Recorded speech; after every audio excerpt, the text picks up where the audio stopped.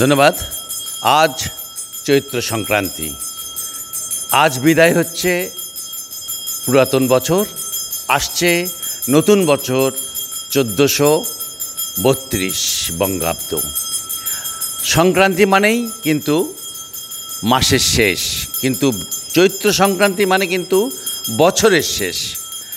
এই চৈত্র সংক্রান্তিতে বিভিন্ন স্থানে মেলা বসে, চড়ক পূজা হয়, অনেক ধরনের ব্যবস্থা থাকে এবং আজকের এই দিনে আমরা জানি যে বিশেষ করে হিন্দু ধর্মাবলম্বীরা আপনার তাদের ঘর বাড়ি পরিষ্কার করে, সমস্ত যে মানে বাসায় যেসব থাল বাসন এমনকি পুজোর জিনিসপত্র আছে সেগুলোকে তারা পরিষ্কার করে রাখে।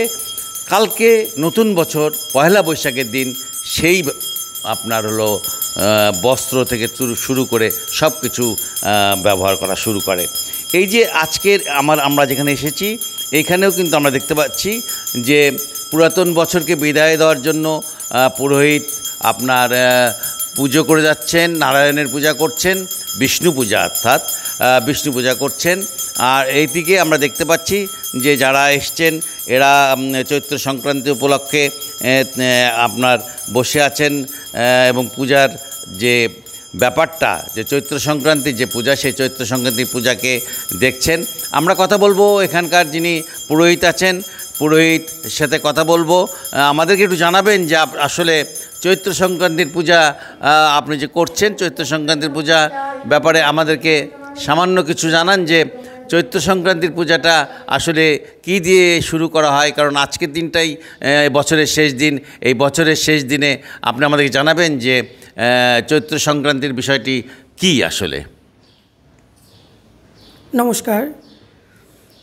আজ চৈত্র সংক্রান্তি, পুরাতন বছরকে বিদায় দিয়ে নতুন বছরের একটি আমন্ত্রণ।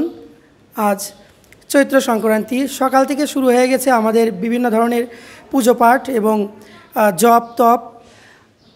আজ চৈত্র সংক্রান্তির মূল অন্যতম উৎসব হলেন শিবের গাজন এবং চড়ক পুজো।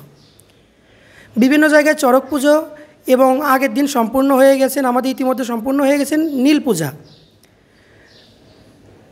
নীল পূজাটি সম্পূর্ণ করার পরে আমরা আজকে চৈত্র সংক্রান্তি চড়ক পূজা বা মহাদেবের নারায়ণের পূজার মধ্য দিয়ে বছরটি শেষ করে কালকে আমরা পদার্পণ করব বাংলা নববর্ষে।